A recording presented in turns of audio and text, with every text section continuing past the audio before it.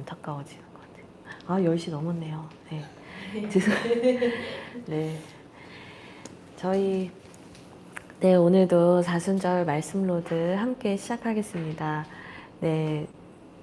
다들 이제 좀 체력적으로도 쉽지 않으시겠지만 또 인터넷으로 하시는 온라인으로 하시는 분들은 퇴근하시고 가장 피곤하실 때 해야 해서 쉽지 않지만 또 저희 그럼에도 불구하고 또 이 말씀을 읽어나가는 이 은혜를 끝까지 이어가면 좋겠습니다. 네, 제가 기도하고 시작하겠습니다. 하나님 감사합니다. 오늘 누가복음 말씀 읽습니다. 하나님 오늘부터는 또 예수님께서 예루살렘을 향해 걸어가시는 그 걸음을 보게 됩니다. 주님, 그 예수님 걸어가신 길 우리가 말씀을 통해 따라가며 우리도 이 땅에서의 삶을 예수님 닮아가며 살아가게 하여 주옵소서. 정직하게 하시고 또 바르게 하시고 또 성령의 인도하심을 받는 삶이 되게 하여 주옵소서. 예수 그리스도의 이름으로 기도합니다. 아멘. 네, 저희 오늘 9장 읽겠습니다. 1절부터 시작하겠습니다. 시작. 예수께서 12 제자를 불러 모으사 모든 귀신을 제어하며 병을 고치는 능력과 권위를 주시고 하나님의 나라를 전파하며 앓는 자를 고치게 하려고 내보내시며 이르시되 여행을 위하여 아무것도 가지지 말라. 지팡이나 배낭이나 양식이나 돈이나 두벌 옷을 가지지 말며 어느 집에 들어가든지 거기서 머물다가 거기서 떠나라. 누구든지 너희를 영접하지 아니하거든 그 성에서 떠날 때 너희 발에서 먼지를 떨어버려 그들에게 증거를 삼으라 하시니 제자들이 나가 각 마을에 두루 다니며 곳곳에 복음을 전하며 병을 고치더라. 분봉왕 헤롯이 이 모든 일을 듣고 심히 당황하니 이는 어떤 사람은 요한이 죽은 자 가운데서 살아났다고도 하며 어떤 사람은 엘리야가 나타났다고도 하며 어떤 사람은 옛 선지자 한 사람이 다시 살아났다고도 함이라. 헤롯이 이르되 요한은 내가 목을 베었거늘 이제 이런 일이 들리니 이 사람이 누군가 하며 그를 보고자 하더라. 사도들이 돌아와 자기들이 행한 모든 것을 예수께 여쭈니 데리시고 따로 벳세다라 하는 고을로 떠나가셨으나 우리가 알고 따라왔거늘 예수께서 그들을 영접하사 하나님 나라의 일을 이야기하시며 병 고칠 자들은 고치시더라. 날이 저물어가매 12 사도가 나와 여짜오되 무리를 보내어 두루 마을과 촌으로 가서 유하며 먹을 것을 얻게 하소서. 우리가 있는 여기는 빈들이니이다. 예수께서 이르시되 너희가 먹을 것을 주라. 우리에게 떡 5개와 물고기 2마리밖에 없으니 이 모든 사람을 위하여 먹을 것을 사지 아니하고서는 할 수 없사옵나이다 하니 이는 남자가 한 5,000명 되밀어라. 제자들에게 이르시되 때를 지어 한 50명씩 앉히라 하시니 제자들이 이렇게 하여 다 앉힌 후 예수께서 떡 5개와 물고기 2마리를 가지사 하늘을 우러러 축사하시고 떼어 제자들에게 주어 무리에게 나누어 주게 하시니 먹고 다 배불렀더라. 그 남은 조각을 12바구니에 거두니라. 예수께서 따로 기도하실 때 제자들이 주와 함께 있더니 물어 이르시되 무리가 나를 누구라고 하느냐. 대답하여 이르되 세례 요한이라 하고 더러는 엘리야라 더러는 옛 선지자 중에 한 사람이 살아났다 하나이다. 예수께서 이르시되 너희는 나를 누구라 하느냐. 베드로가 대답하여 이르되 하나님의 그리스도시니이다 하니 경고하사 이 말을 아무에게도 이르지 말라 명하시고 이르시되 인자가 많은 고난을 받고 장로들과 대제사장들과 서기관들에게 버림받아 죽임을 당하고 제3일에 살아나야 하리라 하시고 무리에게 이르시되 아무든지 나를 따라오려거든 자기를 부인하고 날마다 제 십자가를 지고 나를 따를 것이니라. 누구든지 제 목숨을 구원하고자 하면 잃을 것이요 누구든지 나를 위하여 제 목숨을 잃으면 구원하리라. 사람이 만일 온 천하를 얻고도 자기를 잃든지 빼앗기든지 하면 무엇이 유익하리요. 누구든지 나와 내 말을 부끄러워하면 인자도 자기와 아버지와 거룩한 천사들의 영광으로 올 때 그 사람을 부끄러워하리라. 내가 참으로 너희에게 이르노니 여기서 있는 사람 중에 죽기 전에 하나님의 나라를 볼 자들도 있느니라. 이 말씀을 하신 후 8일쯤 되어 예수께서 베드로와 요한과 야고보를 데리고 기도하시러 산에 올라가사 기도하실 때 용모가 변화되고 그 옷이 휘어져 광채가 나더라. 문득 두 사람이 예수와 함께 말하니 이는 모세와 엘리야라. 영광 중에 나타나서 장차 예수께서 예루살렘에서 별세하실 것을 말할세. 베드로와 및 함께 있는 자들이 깊이 졸다가 온전히 깨어나 예수의 영광과 및 함께 선 두 사람을 보더니 두 사람이 떠날 때 베드로가 예수께 여짜오되 주여 우리가 여기 있는 것이 좋사오니 우리가 초막셋을 쥐때 하나는 주를 위하여 하나는 모세를 위하여 하나는 엘리야를 위하여 하사이다 하되 자기가 하는 말을 자기도 알지 못하더라. 이 말 할 즈음에 구름이 와서 그들을 덮는지라. 구름 속으로 들어갈 때 그들이 무서워하더니 구름 속에서 소리가 나서 이르되 이는 나의 아들 곧 택함을 받은 자니 너희는 그의 말을 들으라 하고 짐에 오직 예수만 보이더라.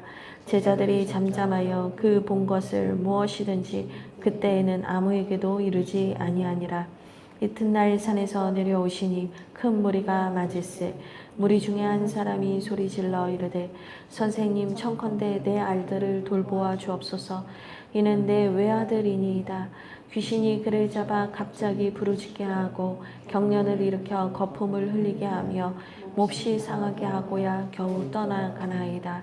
당신의 제자들에게 내쫓아 주기를 구하였으나 그들이 능히 못하더이다. 예수께서 대답하여 이르시되 믿음이 없고 패역한 세대여 내가 얼마나 너희와 함께 있으며 너희에게 참으리요. 내 아들을 이리로 데리고 오라 하시니 올 때에 귀신이 그를 거꾸러뜨리고 심한 경련을 일으키게 하는지라. 예수께서 더러운 귀신을 꾸짖으시고 아이를 낳게 하사 그 아버지에게 도로 주시니 사람들이 다 하나님의 위엄에 놀라니라. 그들이 다 그 행하시는 모든 일을 놀랍게 여길세. 예수께서 제자들에게 이르시되 이 말을 너희 귀에 담아두라. 인자가 장차 사람들의 손에 넘겨지리라 하시되 그들이 이 말씀을 알지 못하니 이는 그들로 깨닫지 못하게 숨긴 바 되었음이라. 또 그들은 이 말씀을 묻기도 두려워하더라. 제자 중에서 누가 크냐 하는 변론이 일어나니 예수께서 그 마음에 변론하는 것을 아시고 어린아이 하나를 데려다가 자기 곁에 세우시고 그들에게 이르시되 누구든지 내 이름으로 이런 어린아이를 영접하면 곧 나를 영접함이요 또 누구든지 나를 영접하면 곧 나를 보내신 이를 영접함이라. 너희 모든 사람 중에 가장 작은 그가 큰 자니라. 요한이 여짜오되 주여 어떤 사람이 주의 이름으로 우리와 함께 따르지 아니하므로 금하였나이다. 예수께서 이르시되 금하지 말라. 너희를 반대하지 않는 자는 너희를 위하는 자니라 하시니라.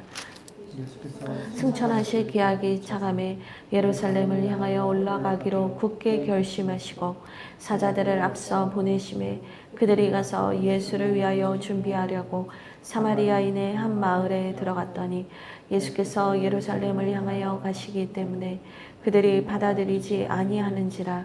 제자 야고보와 요한이 이를 보고 이르되 주여 우리가 불을 명하여 하늘로부터 내려 저들을 멸하라 하기를 원하시나이까. 예수께서 돌아보시며 꾸짖으시고 함께 다른 마을로 가시니라. 길 가실 때 어떤 사람이 여짜오되 어디로 가시든지 나는 따르리이다. 예수께서 이르시되 여우도 굴이 있고 공중의 새도 집이 있으되 인자는 머리 둘 곳이 없도다 하시고 또 다른 사람에게 나를 따르라 하시니 그가 이르되 나로 먼저 가서 내 아버지를 장사하게 허락하옵소서. 이르시되 죽은 자들로 자기의 죽은 자들을 장사하게 하고 너는 가서 하나님의 나라를 전파하라 하시고 또 다른 사람이 이르되 주여 내가 주를 따르겠나이다마는 나로 먼저 내 가족을 작별하게 허락하소서. 예수께서 이르시되 손에 쟁기를 잡고 뒤를 돌아보는 자는 하나님의 나라에 합당하지 아니하니라 하시니라. 아멘. 네, 누가복음이 잘못했네요. 누가가 잘못했네. 이렇게 누가 이렇게 길게 쓰래. 그죠? 나도 써야지. 근데 세 번째로 써서 그런 게 아닌가. 뭐 이제 보통은 세 번째로 썼다고 보거든요. 근데 이제 마태랑 마가가 빼먹은 말이 너무 많아가지고 누가가 총대를 맨 게 아닌가. 또 그렇게 이해해 봅니다. 예.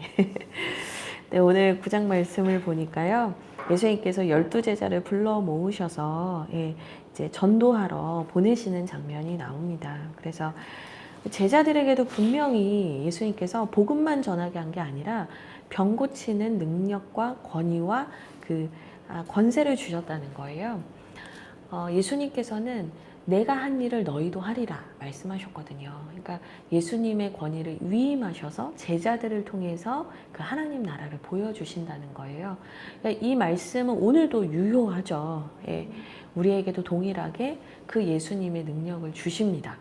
근데 이거를 모르고 계속 그냥 막 저 하나님 어떻게 해요? 제 문제 좀 해결해 주세요. 맨날 이렇게 나만 보고 살면 나아질 기미가 없는 거예요.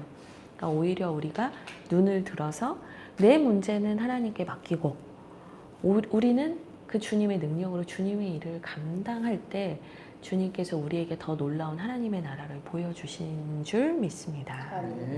네.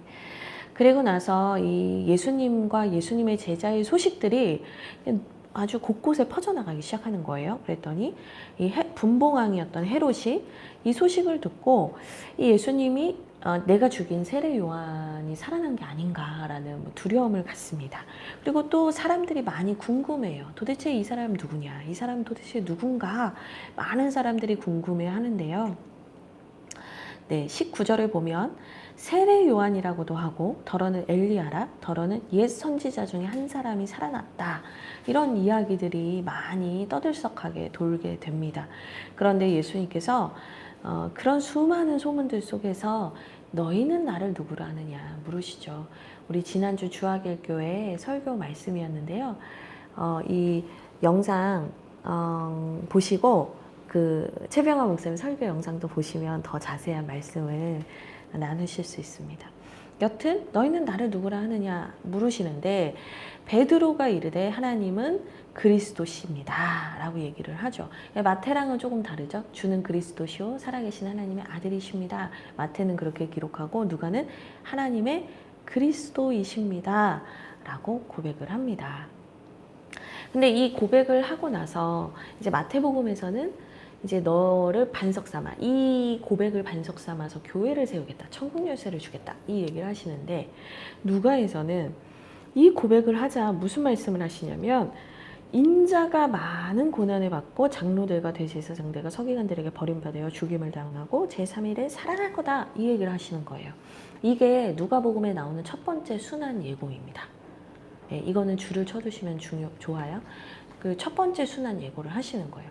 그러니까 이게 뭘 얘기를 해주냐면 이 신앙 고백을 받으시고 나서 이 그리스도인 메시아께서 결국엔 십자가에 달려 죽으시고 3일 만에 부활하시는 자기 백성을 죄에서 구원하시는 그리스도라는 것을 알려주시는 거예요.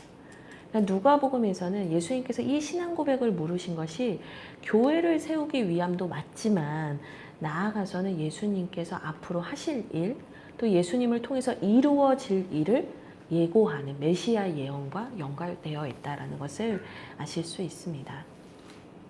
네, 그리고 나서 예수님께서 이어서 자기를 부인하고 23절에 제 십자가를 지고 나를 따라야 한다.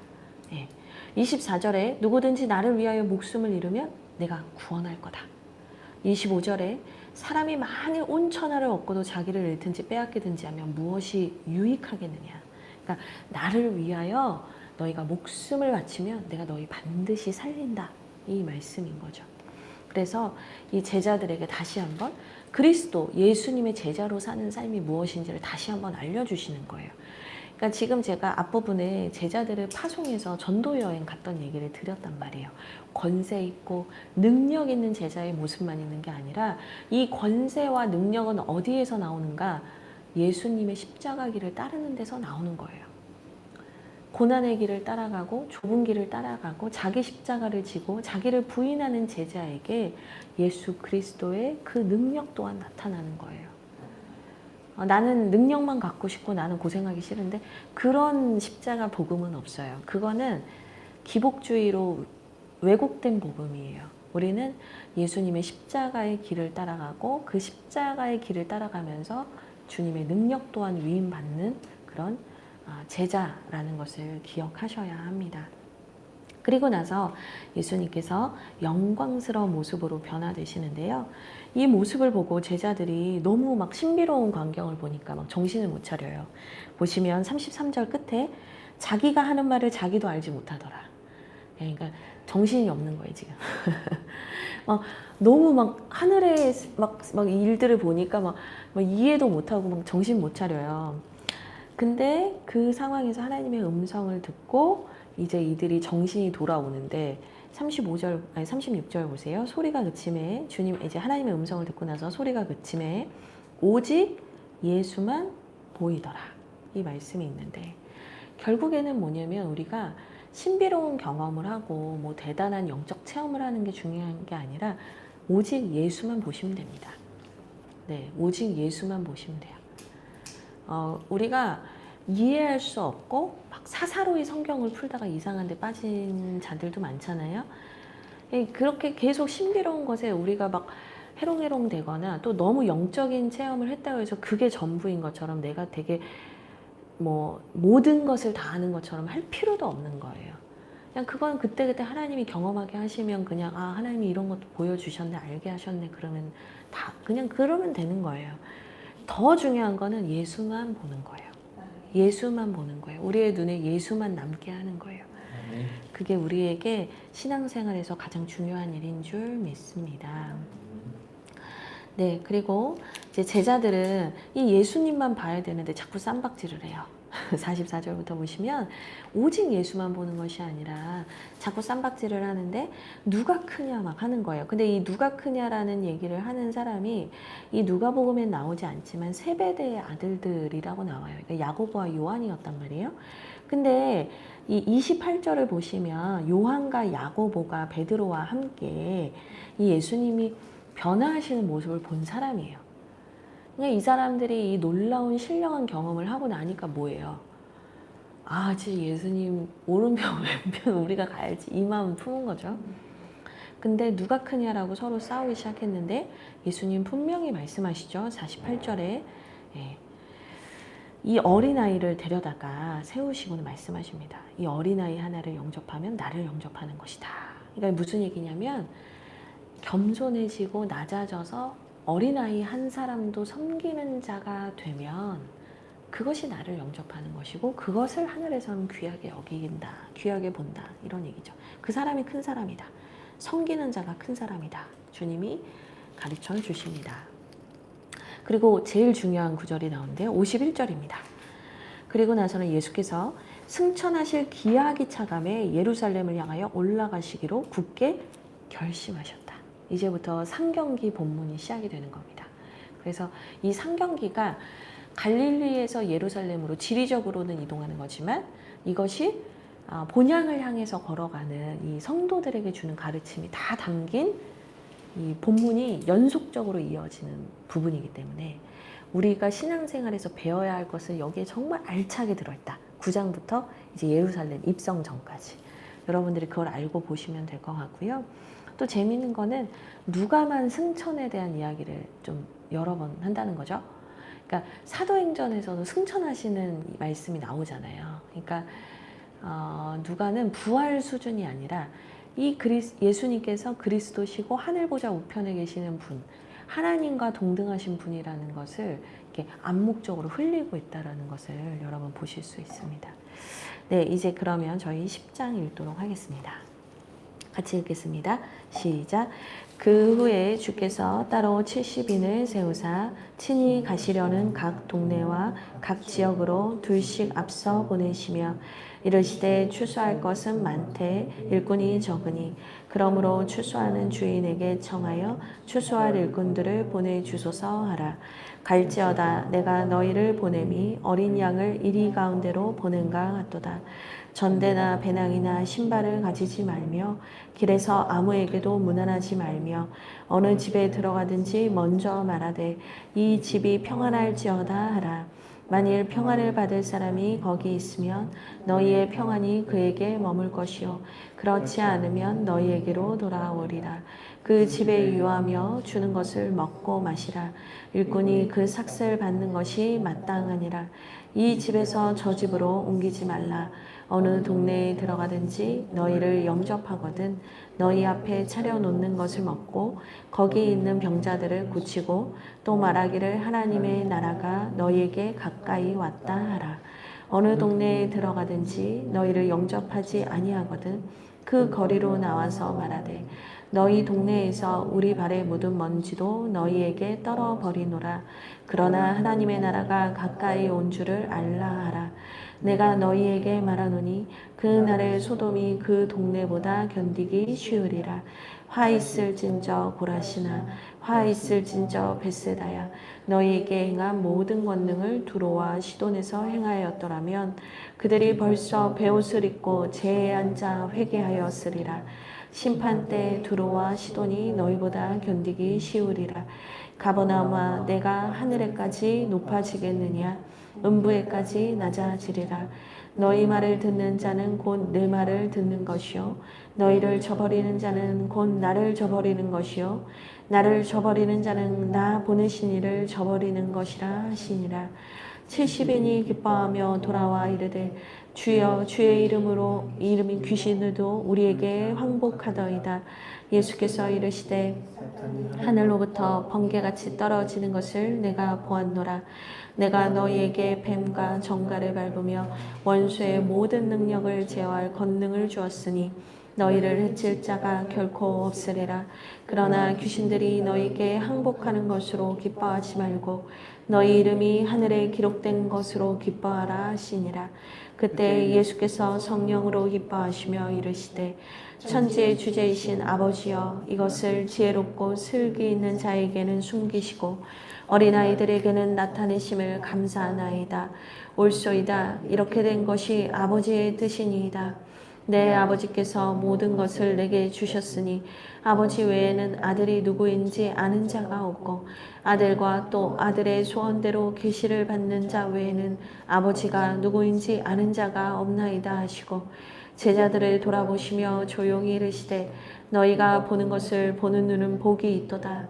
내가 너희에게 말하노니 많은 선지자와 임금이 너희가 보는 바를 보고자 하였을 때 보지 못하였으며 너희가 듣는 바를 듣고자 하였을 때 듣지 못하였느니라. 어떤 율법 교사가 일어나 예수를 시험하여 이르되 선생님 내가 무엇을 하여야 영생을 얻으리이까. 예수께서 이르시되 율법에 무엇이라 기록되었으며 내가 어떻게 읽느냐. 대답하여 이르되 내 마음을 다하여 목숨을 다하며 힘을 다하며 뜻을 다하여 주 너희 하나님을 사랑하고 또한 내 이웃을 내 자신같이 사랑하라 하였느냐이다. 예수께서 이르시되 내 대답이 옳도다. 이를 하라. 그 사람이 자기를 옳게 보이려고 예수께 여짜오되 그러면 내 이웃이 누구니이까. 예수께서 대답하여 이르시되 어떤 사람이 예루살렘에서 여리고로 내려가다가 강도를 만남에 강도들이 그 옷을 벗기고 때려 거의 죽은 것을 버리고 갔더라.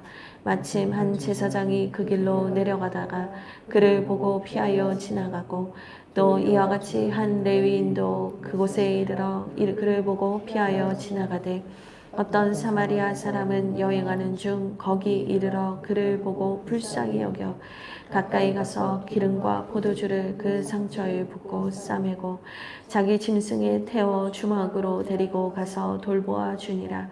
그 이튿날 그가 주막 주인에게 데나리온 둘을 내어 주며 이르되 이 사람을 돌보아 주라.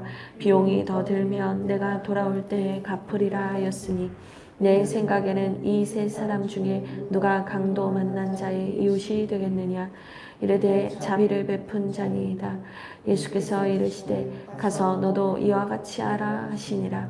그들이 길 갈 때에 예수께서 한 마을에 들어가시매 마르다라 이름하는 한 여자가 자기 집으로 영접하더라.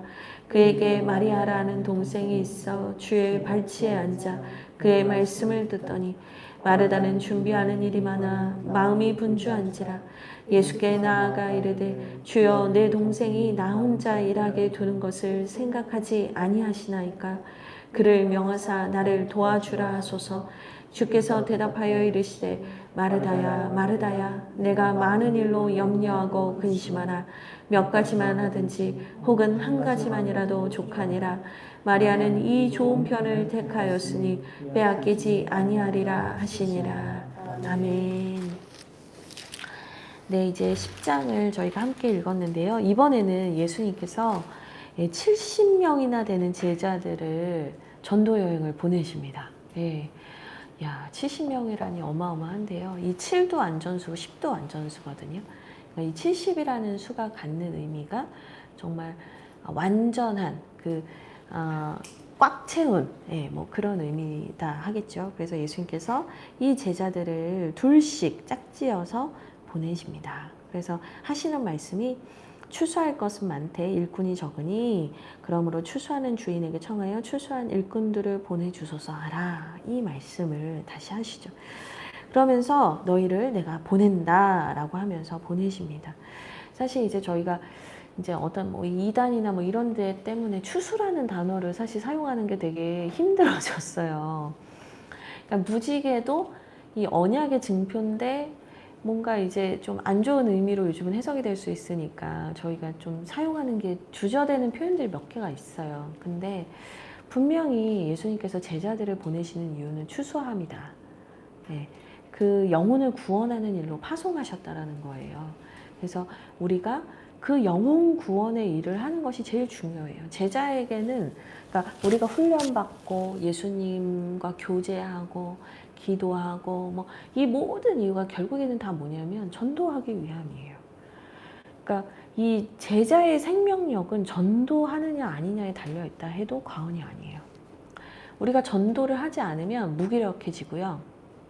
매너리즘에 빠지고요. 그 에너지로 자꾸 다른 데 에너지를 쓰면서 분란을 일으켜요. 근데 전도하면요. 남한테 신경 쓸 틈이 없어요. 계속 하나님의 음성 들어야죠. 복음 전하는 기쁨 알죠. 계속 기도하게 되죠. 그러니까 교회 안에서 계속 막 에너지를 주체하지 못해서 자꾸 이상한 데 에너지 쓰는 분들은 전도하시면 됩니다. 전도하셔야 돼요. 네, 교회에서 자꾸 전도 안 하고 딴 일 하면 자꾸 시끄러워집니다. 여튼 주님께서도 제자들을 보내시죠. 그러면서 재밌는 말씀을 하세요. 7절 보세요. 그 집에 이제 너희가 전도여행을 다니다가 어떤 집에 유하게 되면 그 집에서 유하면서 주는 것을 먹고 마셔라. 그리고 일꾼이 그 삭슬 받는 것이 마땅하다. 이 집에서 저 집으로 옮기지 말라. 이렇게 얘기를 하는데 그 전에 너희가 막 돈을 챙겨서 너희가 뭔가 재정적인 안정 뭐 재정을 많이 챙겨가지고 전도여행을 가지 않아도 된다고 했거든요. 전대를 챙기지 말라고 했단 말이에요. 그러니까 그 집에 유하게 되면 그냥 그 집에서 주는 것을 기꺼이 즐거이 먹어라. 왜냐? 너희들이 영적인 복음을 주니까. 하나님의 종이니까 그곳에서 베푸는 것이 하나님께서 그들에게 베풀어 주시는 것인 줄 알고 기쁘게 받아 먹으라는 거예요. 근데 재밌는 거 7절 이 집에서 저 집으로 옮기지 말라. 네. 그러니까 더 부자가 와서 저희 집 더 편한데 저희 집 가시죠. 이럴 수 있는 거잖아요. 아, 제가 더 맛있는 거 대접하겠다. 이럴 수 있는 거잖아요. 그러니까 너희가 보여지는 것에 의해서 또 사람의 말에 의해서 왔다 갔다 하지 말고 하나님의 인도하심을 따라갔으면 하나님의 인도하심으로 전도하라는 거예요. 근데 이게 우리가 교회를 섬기는 우리에게도 정확하게 주시는 메시지예요. 우리가 사람을 외모로 보고 그 사람이 어떤 사람인가 그 사람의 조건이나 이런 걸 보고 이랬다 저랬다 하면 안 돼요. 그냥 하나님이 하라고 했으면 하는 거고 하나님이 하시라고 한 것에 그냥 묵묵히 순종하면 돼요. 근데 이런 원칙이 있단 말이에요. 하나님이 제자를 파송하셨을 때 이런 원칙들이 있는데 하나님의 일을 하는 사람들이 이런 원칙을 따르지 않으면 인간은 모두 악하고 약하기 때문에 계속 내 눈에 보이는 좋은 것을 따라갈 수밖에 없어요. 그게 결국에는 선한 일, 복음을 전하는 일, 귀한 일을 하려다가 여러 사람의 마음을 어지럽히고 상하게 하는 거예요. 그러니까 우리는 주님이 주신 원칙대로만 일을 하면 된다. 그러면 시끄러울 일이 없죠. 네. 그리고 나서 예수님께서 이 70인이 돌아왔다는 소식을 들어요. 그러면서 이제 막 이들이 막 즐거워하면서 17절에 아유 주의 이름으로 기도하니까 귀신들이 우리한테 항복했습니다. 막 고조돼 있어요. 우와, 막 우리가 예수님이 하던 일을 우리도 안에 막 신나 있는 거예요. 그러니까 예수님이 되게 시크하게 말씀하세요. 사탄이 하늘로부터 번개같이 떨어지는 거 나도 봤어. 나도 안다. 얘기를 하시는데 이 표현이 되게 독특해요. 사탄이 떨어지는 걸 봤다는 거예요. 네. 그러니까 영적인 세계가 있다는 거예요. 네. 우리가 뭐 저는 다 영적인 걸로 해석하는 거 되게 위험하다고 생각하는 사람이고요. 또 뭐 기도를 하면서 하나님 음성을 주셨다 이러는 것도 저는 위험하다고 생각해요. 진짜 중요한 건 말씀으로 음성을 받는 거예요. 근데 그런 부분에서 너무 그쪽으로 치우쳐가지고 교회를 어지럽혀도 문제지만 근데 분명한 건 영적인 세계를 그렇다고 부인할 수 없다는 거예요. 그러니까 우리가 영혼을 구원하고 예수의 이름으로 기도하고 선포하고 예수의 이름으로 전도하면 영적 전쟁이 치열하게 일어날 수밖에 없어요. 그래서 사도 바울도 전도의 문이 열리도록 기도해달라 이런 얘기를 하잖아요. 그러니까 이게 영적 전쟁이 있어요. 네. 그러니까 여러분 살아가시면서 지나가시면서 이 인생의 신앙의 여정을 가실 때 나는 이런 거 모르겠어 이렇게 덮어두고 사시는 게 아니라 너무 매일 필요도 없지만 하나님 제가 그런 것들 분별하면서 제가 그런 것들을 하나님과 함께 그런 것들을 바라보면서 갈 수 있도록 해주십시오. 그렇게 영적인 감각을 갖는 게 중요합니다. 그리고 20절에 주님께서 말씀하세요. 너희들이 뭐 귀신 쫓아낸 거, 뭐 그거 가지고 기뻐하면 안 되고 너희 이름이 하늘에 기록된 것으로 기뻐하라. 여기서 또 알려주신 게 뭐냐. 영혼 구원을 위해서 하나님께 헌신한 자들을 하나님께서도 다 기록하고 계신다는 거예요. 이게 뭐 기복적인 의미여서가 아니라 저는 그냥 제가 살아오면서 느낀 하나님은 공짜가 없는 하나님이다. 하나님은 우리가 마음을 다해서 하나님의 일을 기뻐하며 하면 하나님은 정말 저희에게 많은 은혜와 축복을 주시더라고요. 그게 뭐 복받기 위해서 하나님 성결화가 아니에요. 그건 앞뒤가 틀린 거고요. 하나님을 사랑하기 때문에 하나님의 일을 기뻐하면서 하면 하나님 다 기억하시더라고요. 근데 하물며 하늘의 책에도 기록이 된대잖아요. 우리가 막 그 학교에 후원하면 건물 짓고 나서 교회나 학교 건물 짓고 나면 여기다 막 이름 새겨주잖아요. 뭐 헌금한 사람들. 그거 막 이름 빠지면 막 실족하고. 근데 하늘의 이름이 기록된다니까요. 더 얼마나 영광스럽고 감사해요.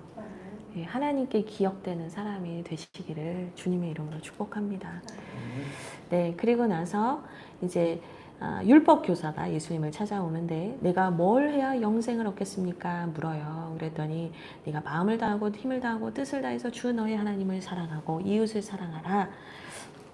이렇게 율법사가 자기가 묻고 자기가 답해요. 잘 알면서 물어요. 근데 예수님께서 아주 의미심장한 얘기를 하십니다. 28절은 줄을 거두시면 좋겠는데요. 예수께서 이르시되 네 대답이 옳다. 근데 이를 행하라. 그러면 살리라. 예. 그러니까 아는 게 다가 아니고요. 행하는 데까지 이르러야 하는 거예요. 믿음의 진실함을 행함으로써 우리는 보여야 하는 거죠. 그러면서 해주시는 얘기가 여러분들이 너무나 잘 알고 있는 선한 사마리아인의 비유입니다. 그래서 제사장, 레위인 이런 종교인들은 자기가 부정해진다고 예배하러 간다. 내가 더러워지면 안 된다. 나는 부정한 사람이 되면 안 된다라는 그 자기의 프레임에 갇혀서 결국 생명을 살리는 일을 하지 않았다. 그러나 사마리아인, 부정하다 여기는 그 사람은 생명을 살렸다. 그러니까 이게 무슨 얘기냐면 결국에는 우리가 뭐 하나님을 위하는 겁니다. 예배를 위하는 겁니다. 이런저런 이야기를 하지만 결국에 이 모든 것이 말씀이 이 하나님의 성경이 말하고 있는 바는 생명을 살리는 일이라는 거예요. 근데 그 본질을 잃어버리고 계속 그 보여지는 것, 예. 형식 여기에 너무 얽매이면 결국에는 본질을 잃어버리게 된다. 이 말씀을 해주시는 거고요. 그리고 이런 도둑에게 맞아서 죽게 된 형편에 있는 사람들의 이웃이 되어주신 분이 누구냐면 바로 우리 예수님이시다. 네, 그것을 말씀해 주시는 거죠. 네, 마르다와 마리아 이야기도 우리가 너무 잘 아는데요. 여기에서도 중요한 거, 우리가 분주해서 일을 하는 것보다 더 중요한 것은 우리 주님과의 인격적 관계를 잘 누리는 것이다. 근데 마르다가 잘못한 건 아니에요. 마르다도 예수님 많이 사랑했거든요. 그리고 되게 재밌는 말이 뭐냐면 38절에 마르다라 이름하는 한 여자가 자기 집으로 영접했다. 이렇게 나와요. 이 당시에 아녀자라는 표현 저도 되게 오랜만에 쓰네요. 아녀자가 외부 손님을 자기 집으로 초대하는 경우는 거의 없어요. 이 당시에. 이거는 남자들이 할 수 있는 일이에요. 근데 마르다가 용기를 내서 예수님을 집에 모셨다. 그리고 이 집으로 영접했다. 이 집을 헬라어 원문을 보면 사실은 더 깊은 의미는 이 마음으로 영접했다는 의미가 같이 있어요. 그러니까 우리가 마음을 집으로도 비유하잖아요. 그러니까 뭐냐면 마르다가 예수님 너무 사랑하고 좋아해서 예수님을 너무너무 자기 집으로 모시고 싶어 했다는 거예요. 열정은 마르다한테 있었단 말이에요. 네. 그러니까 예수님이 그 마르다의 마음을 아니까 이제 마르다야, 마르다야 41절에 사랑스럽게 부르시죠. 염려하지 마라. 근심하지 마라. 한 가지만 해도 족하다. 한 가지만 해도 족하다. 그러니까 그 마르다의 열심을 예수님은 절대 책망하지 않으셨다. 다만 그가 예수님을 너무 사랑하는 마음이 지나쳐서 오히려 자기가 누려야 될 것을 잃고 있는 것을 아쉬워하셨지 마리아의 잘못이 아니다. 이거는 이제 네가 오직 주만 봐라. 이 얘기를 해주신 거죠. 이제 11장 함께 읽겠습니다. 같이 읽겠습니다. 시작. 예수께서 한 곳에서 기도하시고 마치심에 제자 중 하나가 여짜오되 주여 요한이 자기 제자들에게 기도를 가르친 것과 같이 우리에게도 가르쳐 주옵소서. 예수께서 이르시되 너희는 기도할 때 이렇게 하라. 아버지여 이름이 거룩히 여김을 받으시오며 나라가 임하시오며 우리에게 날마다 일용할 양식을 주시옵고 우리가 우리에게 죄 지은 모든 사람을 용서하오니 우리 죄도 사하여 주시옵고 우리를 시험에 들게 하지 마시옵소서 하라. 또 이르시되 너희 중에 누가 벗이 있는데 밤중에 그에게 가서 말하기를 벗이여 떡 세 덩이를 내게 구워달라. 내 벗이 여행 중에 내게 왔으나 내가 먹을 것이 없노라 하면 그가 안에서 대답하여 이르되 나를 괴롭게 하지 말라. 문이 이미 닫혔고 아이들이 나와 함께 침실에 누웠으니 일어나 내게 줄 수가 없노라 하겠느냐. 내가 너희에게 말하노니 비록 벗됨으로 인하여서는 일어나서 주지 아니할지라도 그 간청함을 인하여 일어나 그 요구대로 주리라.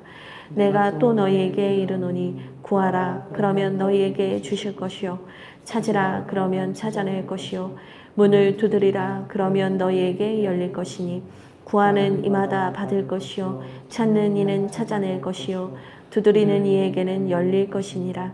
너희 중에 아버지 된 자로서 누가 아들이 생선을 달라 하는데 생선 대신에 뱀을 주며 알을 달라 하는데 정갈을 주겠느냐. 악할지라도 좋은 것을 자식에게 줄 줄 알거든. 하물며 너희 하늘 아버지께서 구하는 자에게 성령을 주시지 않겠느냐 하시니라. 예수께서 한 말 못하게 하는 귀신을 쫓아내시니 귀신이 나가매 말 못하는 사람이 말하는지라. 무리들이 놀랍게 여겼으나 그 중에 더러는 말하기를 그가 귀신의 왕 바알세불을 힘입어 귀신을 쫓아낸다 하고 또 더러는 예수를 시험하여 하늘로부터 오는 표적을 구하니 예수께서 그들의 생각을 아시고 이르시되 스스로 분쟁하는 나라마다 황폐하여지며 스스로 분쟁하는 집은 무너지느니라. 너희 말이 내가 바알세불을 힘입어 귀신을 쫓아낸다 하니 만일 사탄이 스스로 분쟁하면 그의 나라가 어떻게 서겠느냐. 내가 바알세불을 힘입어 귀신을 쫓아내면 너희 아들들은 누구를 힘입어 쫓아내느냐? 그러므로 그들이 너희 재판관이 되리라. 그러나 내가 만일 하나님의 손을 힘입어 귀신을 쫓아낸다면 하나님의 나라가 이미 너희에게 임하였느니라. 강한 자가 무장을 하고 자기 집을 지킬 때에는 그 소유가 안전하되 더 강한 자가 와서 그를 굴복시킬 때에는 그가 믿던 무장을 빼앗고 그의 재물을 나누느니라. 나와 함께하지 아니하는 자는 나를 반대하는 자요 나와 함께 모으지 아니하는 자는 해치는 자니라. 더러운 귀신이 사람에게서 나갔을 때 물 없는 곳으로 다니며 쉬기를 구하되 얻지 못하고 이에 이르되 내가 나은 내 집으로 돌아가리라 하고 가서 보니 그 집이 청소되고 수리되었거늘 이에 가서 저보다 더 악한 귀신 7을 데리고 들어가서 거하니 그 사람의 나중 형편이 전보다 더 심하게 되었느니라.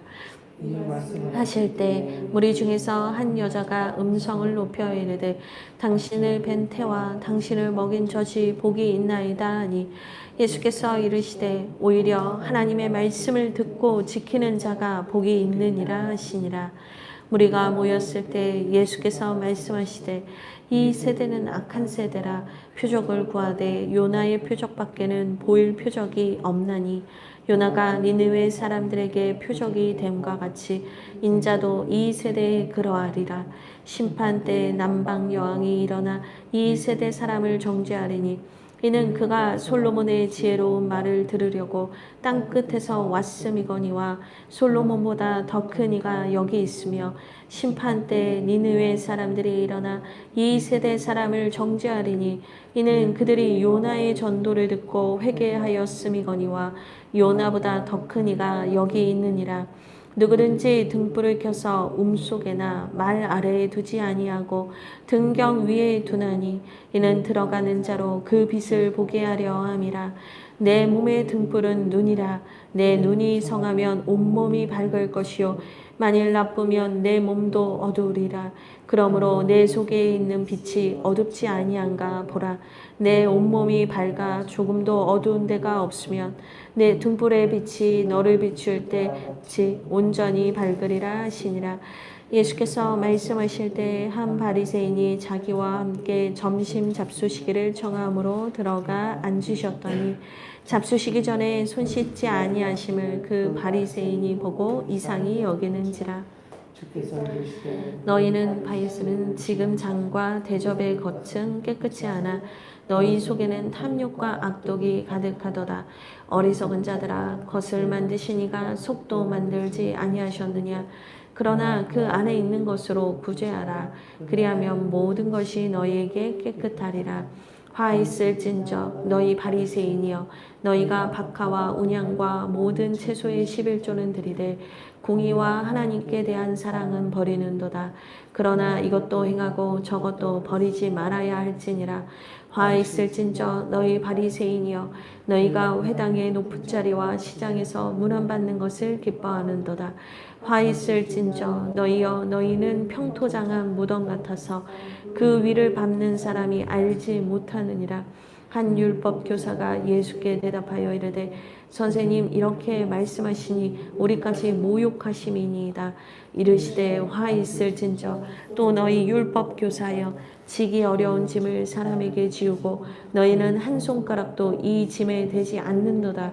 화 있을진저 너희는 선지자들의 무덤을 만드는도다. 그들을 죽인 자도 너희 조상들이로다. 이와 같이 그들은 죽이고 너희는 무덤을 만드니 너희가 너희 조상이 행한 일의 증인이 되어 옳게 여기는도다. 그러므로 하나님의 지혜가 일렀을 때 내가 선지자와 사도들을 그들에게 보내리니 그 중에서 더러는 죽이며 또 박해하리라 하였느니라. 창세 이후로 흘린 모든 선지자의 피를 이 세대가 담당하되 곧 아벨의 피로부터 제단과 성전 사이에서 죽임을 당한 사가랴의 피까지 하리라. 내가 너희에게 이르노니 과연 이 세대가 담당하리라. 화 있을진저 너희 율법 교사여 너희가 지식의 열쇠를 가져가서 너희도 들어가지 않고 또 들어가고자 하는 자도 막았느니라 하시니라. 거기서 나오실 때 서기관과 바리새인들이 거세게 달려들어 여러 가지 일을 따져 묻고 그 입에서 나오는 말을 책잡고자 하여 노리고 있더라. 아멘. 네, 저희가 11장을 이제 읽었는데요. 예수님께서 1절을 보니까 한 곳에서 기도하시고 이렇게 말씀을 합니다. 그러니까 예수님께서 군데군데 기도하셨다라는 표현을 참 많이 말해주는 게 누가복음인 것 같아요. 그러니까 예수님께서 늘 기도하시는 모습을 보이시니까 뭐 기도해라, 너희 기도해야 된다 이렇게 가르치지 않아도 예수님이 몸으로 기도를 하시는 걸 보여주시니까 제자들이 우리도 기도 좀 가르쳐 주세요 라고 얘기를 하는 거죠. 그러니까 가장 좋은 가르침은 100마디 말보다 솔선수범인 것 같아요. 예, 우리가 자녀 양육을 하고 또 우리가 누군가에게 목자로서 무언가를 양육할 때도 이래라 저래라 하는 것보다 가장 중요한 것은 우리가 행하는 겁니다. 예, 그랬더니 이제 예수님께서 친절하게 우리에게도 알려주신 주기도문, 주님이 가르쳐준 기도를 가르쳐 주시죠. 그러면서 기도에 대한 가르침을 이어가시는데 이제 기도에서 되게 중요한 게 뭐냐면 간청하는 마음이다. 8절을 한번 보세요. 이제 뭔가 비유를 드셨는데 이 당시 문화권에서는 지금도 뭐 이쪽 지역은 그렇지만 손님 대접을 되게 중요하게 여겨요. 왜냐면 부지 중에 손님을 대접했는데 그가 천사일 수 있다라는 그런 마음이 있기 때문에 손님 대접을 되게 중요하게 여긴단 말이에요. 근데 한 사람이 이제 밤에 누가 찾아온 거예요. 그래서 이제 뭘 먹여야 되는데 집에 먹을 게 하나도 없다. 그러니까 밤에 옆집 가가지고 자고 있는데 두들기는 거예요. 그러니까 누가 좋아하겠어요. 그거를 막 모른 척 하고 싶죠. 근데 8절에 그 간청함을 인하여서는 일어나서 줄 거다. 그러니까 너무너무 귀찮고 막 너무너무 싫어도 그 간청함 때문에 못 이겨서 줄 텐데 기도란 말이지. 이렇게 내용은 이렇게 하면 되는데 기도의 마음가짐은 바로 간절한 마음이야. 이걸 가르쳐 주신 거예요. 기도는 간절한 마음으로 하는 거다. 그러면서 구해라, 찾으라, 두드리라 이 말씀을 주시는 거죠. 그러면서 너희 아버지, 그러니까 하나님 아버지는 육신의 아버지도 자녀에게 좋은 걸 주는데 이 하나님 아버지께서 얼마나 좋은 걸 주시겠냐. 그러니까 이미 좋은 건 예비돼 있다. 그러니 간곡하게 구해라. 이제 그렇게 말씀하시는 거예요. 그래서 제일 좋은 거 주시는 건 성령이죠. 돈이 아닙니다. 아파트 아닙니다. 성령입니다. 네, 성령이 돈으로도 살 수 없는 가장 귀한 겁니다. 네, 그리고 나서 예수님께서 귀신을 쫓으니까 이제 막 사람들이 예수님이 귀신을 이제 귀신의 힘으로 귀신을 쫓았다 막 이렇게 막 해요. 그러니까 막 예수님께서 아니 같은 편끼리 싸우는 경우가 어딨냐. 내가 귀신의 힘으로 쫓아내면 귀신이 귀신이랑 싸우는 건데 그게 되냐. 그러니까 이제 무슨 생각했냐면 그러니까 이 예수님의 말씀에서 제가 배운 게 하나 뭐냐면 귀신도 자기들끼리 안 싸우는구나. 걔네들도 협조하는구나. 근데 우리가 우리끼리 싸우는 걸 보면서 걔네들이 얼마나 교회를 비웃겠나 싶은 거예요. 귀신도 자기네들의 일을 위해서 영혼을 죽이는 일을 위해서는 안 싸운단 말이에요. 그러니까 교회가 싸우면 안 되겠습니다. 그리고 20절 말씀 아주 중요합니다. 그러나 내가 만일 하나님의 손을 힘입어 귀신을 쫓아낸다면 하나님의 나라가 이미 너희에게 임했다. 하나님의 나라는 우리가 죽으면 가는 나라가 아닙니다. 예, 성령을 통해서 오늘 우리에게 임하는 거예요. 하나님의 통치가 임하는 거예요. 예, 하나님의 손, 이게 이제 손이라는 게 능력을 의미하고요. 하나님의 통치를 의미하는 거거든요. 그러니까 하나님의 통치가 임한 사람에게는 하나님의 나라가 임하는 거예요. 근데 이 하나님의 나라가 임한 곳에서 하나님의 통치가 계속 지속돼야 되는데 우리가 또 금방 내 맘대로 내 멋대로 살면 더 어려워진다. 이제 그 얘기를 하시는 거죠. 그러면서 이제 예수님께서 계속 28절에 하나님의 말씀을 듣고 지키는 자가 복이 있다. 계속 얘기를 해주시죠. 그러니까 누가복음에도 듣고 행하는 것의 중요성을 계속 얘기해 주시고요. 그리고 나서 37절에 예수님께서 바리새인의 집에 한 집에 가셔서 예, 점심을 드시게 되는 거예요. 그러니까 초청받아서 간 거예요. 근데 이제 바리새인이 손님을 모셔놓고 손도 안 씻는다고 이제 막 이렇게 좀 예수님을 좀 마음속으로 이제 정죄한 거죠. 근데 이제 38절 보시면 바리새인이 보고 이상히 여겼다. 그러니까 뭐 예수님한테 뭐라 한 것도 아니고 혼자 속으로 생각한 거예요. 근데 39절에 예수님이 마음을 읽으시니까 갑자기 바리새인은 겉은 깨끗해도 속은 더러우면서 뭐 나한테 그런 마음을 품어 뭐 이걸 돌려 까신 거예요. 마음속으로만 생각했는데 그 얘기를 예수님이 돌직구로 던지시니 이 사람이 얼마나 당황했겠어요. 그러면서 화 있을진저. 그러면서 갑자기 이 종교인들의 외식하는 모습에 대해서 엄청 화를 내세요. 그랬더니 45절에 한 명이 열받았어요. 이렇게 말씀하시니 이거 우리를 모욕하시는 겁니다. 이렇게 얘기를 하는 거예요. 그랬더니 예수님 굴하지 않죠? 화 있을진저. 너희도 똑같아. 막 하시면서 화를 내시는 거예요. 근데 이제 예수님도 참 보통 분이 아니다. 예, 정말 할 말은 다 하시죠. 근데 사실은 이들은 마음으로 예수님을 이미 정죄하고 평가하고 어떻게 하나 보자 이러고 있었던 거예요. 그러니까 예수님 그 마음을 아시니까 이들을 이렇게 책망하신 거죠. 그러면서 너희들이 정말 제대로 지도자답게 살지 못하는구나 라고 막 책망하시니까 53절에 예수님을 식사에 초대해 놓은 사람들이 거세게 달려들어서 예수님을 따져 물어요. 그러니까 이거는 이미 예수님께 배우려는 마음이 없었던 거예요. 그러니까 이걸 통해서 알 수 있는 게 우리 마음에 있는 게 결국엔 나타난다, 드러난다. 예수님은 그거를 그냥 건드렸을 뿐이에요. 우리 12장 같이 읽도록 하겠습니다. 같이 읽겠습니다. 그 동안에 무리 수만 명이 모여 서로 밟을 만큼 되었더니 예수께서 먼저 제자들에게 말하여 이르시되 바리새인들의 누루 곧 외식을 주의하라.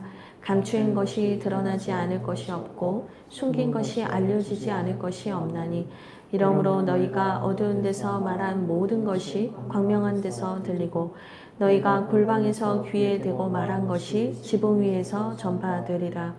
내가 내 친구 너희에게 말하노니 몸을 죽이고 그 후에는 능히 더 못하는 자들을 두려워하지 말라. 마땅히 두려워할 자를 내가 너희에게 보이리니 곧 죽인 후에 또한 지옥에 던져 넣는 권세 있는 그를 두려워하라. 내가 참으로 너희에게 이르노니 그를 두려워하라. 참새 5마리가 2아사리온에 팔리는 것이 아니냐. 그러나 하나님 앞에는 그 하나도 잊어버리시는 바 되지 아니하는도다. 너희에게는 심지어 머리털까지도 다 세신 바 되었나니 두려워하지 말라. 너희는 많은 참새보다 더 귀하니라. 내가 또한 너희에게 말하노니 누구든지 사람 앞에서 나를 시인하면 인자도 하나님의 사자들 앞에서 그를 시인할 것이요 사람 앞에서 나를 부인하는 자는 하나님의 사자들 앞에서 부인을 당하리라. 누구든지 말로 인자를 거역하면 사하심을 받으려니와 성령을 모독하는 자는 사하심을 받지 못하리라. 사람이 너희를 회당이나 위정자나 권세 있는 자 앞에 끌고 가거든 어떻게 무엇으로 대답하며 무엇으로 말할까 염려하지 말라. 마땅히 할 말을 성령이 곧 그때에 너희에게 가르치시리라 하시니라. 무리 중에 한 사람이 이르되 선생님 내 형을 명하여 유산을 나와 나누게 하소서 하니 이르시되 이 사람아 누가 나를 너희의 재판장이나 물건 나누는 자로 세웠느냐 하시고 그들에게 이르시되 상가 모든 탐심을 물리치라. 사람의 생명이 그 소유에 넉넉한 데 있지 아니하니라 하시고 또 비유로 이르시되 그들에게 말하여 이르시되 한 부자가 그 밭에 소출이 풍성함에 심중에 생각하여 이르되 내가 곡식 쌓아둘 곳이 없으니 어찌할까 하고 또 이르되 내가 이렇게 하리라. 내 곳간을 헐고 더 크게 짓고 내 모든 곡식과 물건을 거기 쌓아두리라. 또 내가 내 영혼에게 이르되 영혼아 여러 해 쓸 물건을 많이 쌓아두었으니 평안히 쉬고 먹고 마시고 즐거워하자 하리라 하되 하나님은 이르시되 어리석은 자여 오늘 밤에 내 영혼을 도로 차릴지니 내 준비한 것이 누구의 것이 되겠느냐 하셨으니 자기를 위하여 재물을 쌓아두고 하나님께 대하여 부요하지 못한 자가 이와 같으니라. 또 제자들에게 이르시되 그러므로 내가 너희에게 이르노니 너희 목숨을 위하여 무엇을 먹을까 몸을 위하여 무엇을 입을까 염려하지 말라. 목숨이 음식보다 중하고 몸이 의복보다 중하니라.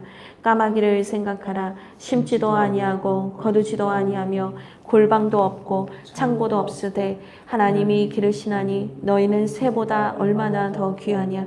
또 너희 중에 누가 염려함으로 그 키를 한 자라도 더할 수 있느냐. 그런즉 가장 작은 일도 하지 못하면서 어찌 다른 일을 염려하느냐. 백합화를 생각하여 보라. 실도 만들지 않고 짜지도 아니하느니라. 그러나 내가 너희에게 말하노니 솔로몬의 모든 영광으로도 입은 것이 이 꽃 하나만큼 훌륭하지 못하였느니라. 오늘 있다가 내일 아궁이에 던져지는 들풀도 하나님이 이렇게 입히시거든 하물며 너희일까 보냐. 믿음이 작은 자들아 너희는 무엇을 먹을까 무엇을 마실까 하여 구하지 말며 근심하지도 말라. 이 모든 것은 세상 백성들이 구하는 것이니 너희 아버지께서는 이런 것이 너희에게 있어야 할 것을 아시느니라. 다만 너희는 그의 나라를 구하라. 그리하면 이런 것들을 너희에게 더하시리라. 적은 무리여 무서워 말라. 너희 아버지께서 그 나라를 너희에게 주시기를 기뻐하시느니라. 너희 소유를 팔아 구제하여 낡아지지 아니하는 배낭을 만들라. 곧 하늘에 둔 바 다함이 없는 보물이니 거기는 도둑도 가까이 하는 일이 없고 좀도 먹는 일이 없느니라. 너희 보물 있는 곳에는 너희 마음도 있으리라. 허리에 띠를 띠고 등불을 켜고 서 있으라. 너희는 마치 그 주인이 혼인집에서 돌아와 문을 두드리면 곧 열어주려고 기다리는 사람과 같이 되라. 주인이 와서 깨어있는 것을 보면 그 종들은 복이 있으리로다. 내가 진실로 너희에게 이르노니 주인이 띠를 띠고 그 종들을 자리에 앉히고 나와 수종들리라. 주인이 혹 2경에나 혹 3경에 이르러서도 종들이 그같이 하고 있는 것을 보면 그 종들은 복이 있으리로다. 너희도 아는 바니 집주인이 만일 도둑이 어느 때에 이를 줄 알았더라면 그 집을 뚫지 못하게 하였으리라. 너희도 준비하고 있으라. 생각하지 않을 때 인자가 오리라 하시니라. 베드로가 여짜오되 주께서 이 비유를 우리에게 하심이니까 모든 사람에게 하심이니까. 주께서 이르시되 지혜 있고 진실한 청지기가 되어 주인에게 그 집 종들을 맡아 때를 따라 양식을 나누어 줄 자가 누구냐. 주인이 이를 때 그 종이 이렇게 하는 것을 보면 그 종은 복이 있으리로다. 내가 참으로 너희에게 이르노니 주인이 그 모든 소유를 그에게 맡기리라.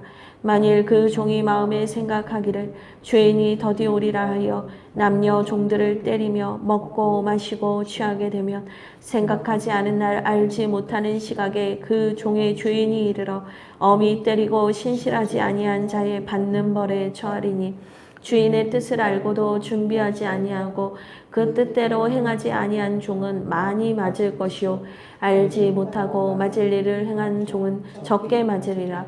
무릇 많이 받은 자에게는 많이 요구할 것이요 많이 맡은 자에게는 많이 달라 할 것이니라. 내가 불을 땅에 던지러 왔노니 이 불이 이미 붙었으면 내가 무엇을 원하리요. 나는 받을 세례가 있으니 그것이 이루어지기까지 나의 답답함이 어떠하겠느냐. 내가 세상에 화평을 주려고 온 줄로 아느냐. 내가 너희에게 이르노니 아니라 도리어 분쟁하게 하려 함이로라. 이후부터 한 집에 5사람이 있어 분쟁하되 셋이 둘과 둘이 셋과 하리니 아버지가 아들과 아들이 아버지와 어머니가 딸과 아달이 어머니와 시어머니가 며느리와 며느리가 시어머니와 분쟁하리라 하시니라. 이게 이르시되 너희가 구름이 서쪽에서 이는 것을 보면 곧 말하기를 소나기가 오리라 하나니 과연 그러하고 남풍이 부는 것을 보면 말하기를 심히 더우리라 하나니 과연 그러하니라. 외식하는 자여 너희가 천지의 기상은 분간할 줄 알면서 어찌 이 시대는 분간하지 못하느냐. 또 어찌하여 옳은 것을 스스로 판단하지 아니하느냐. 내가 너를 고발하는 자와 함께 법관에게 갈 때 길에서 화해하기를 힘쓰라. 그가 너를 재판장에게 끌어가고 재판장이 너를 옥졸에게 넘겨주어 옥졸이 옥에 가둘까 염려하라. 내게 이르노니 한 푼이라도 남김이 없이 갚지 아니하고서는 결코 거기서 나오지 못하리라 하시니라. 아멘. 네, 잘 읽으셨습니다. 네, 12장 다 읽었는데요.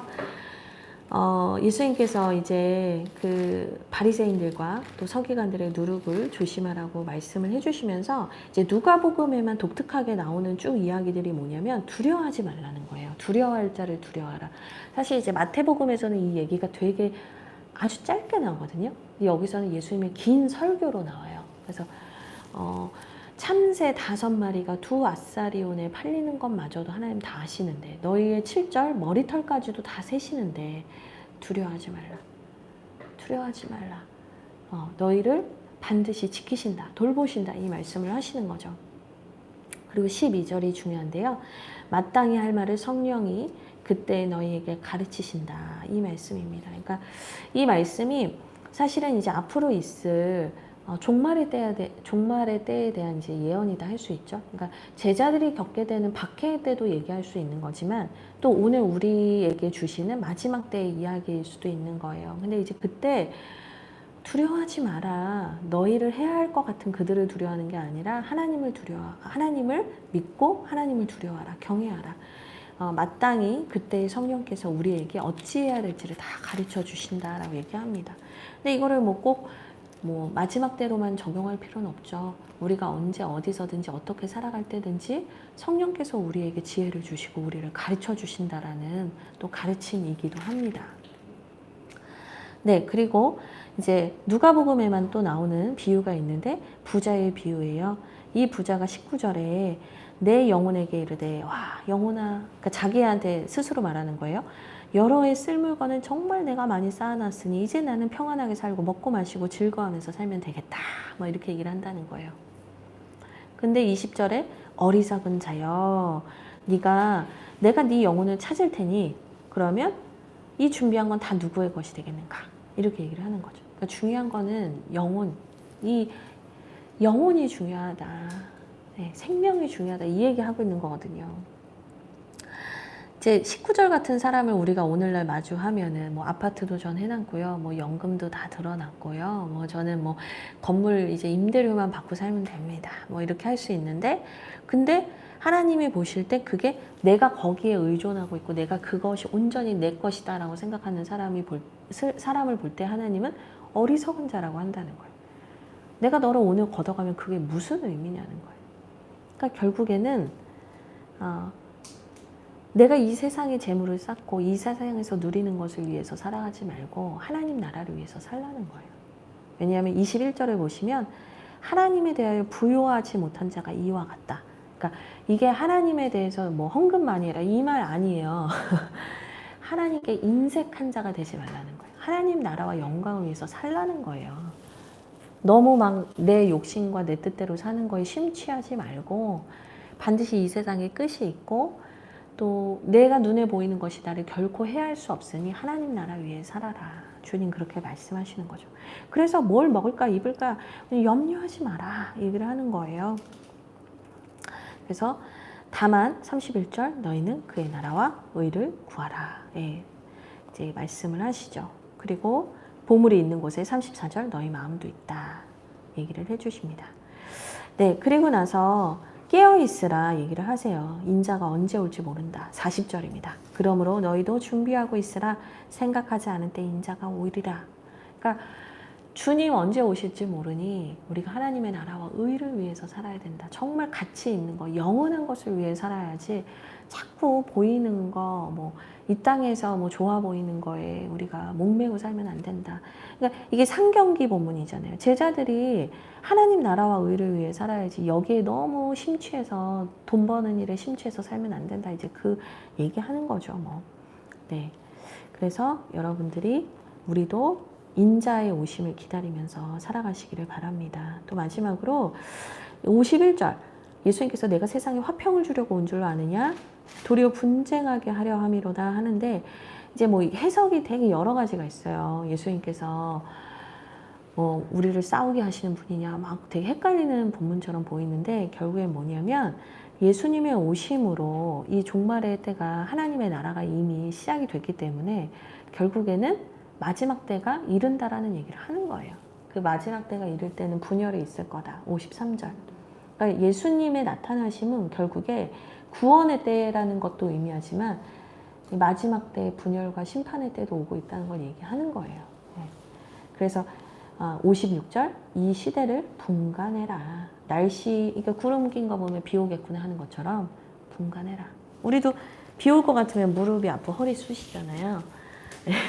기가 막혀요. 왜 목사님 왜 나이도 어린데 왜 벌써 그러세요? 그러면 할 말이 없는데 무릎이 아프단 말이에요. 근데 비가 기가 막히게 옵니다. 근데 여러분 그걸 느끼시잖아요. 주님 오시는 날을 준비하시고 깨어서 하나님의 나라와 영광을 위해 사십시오. 네, 그것이 중요합니다.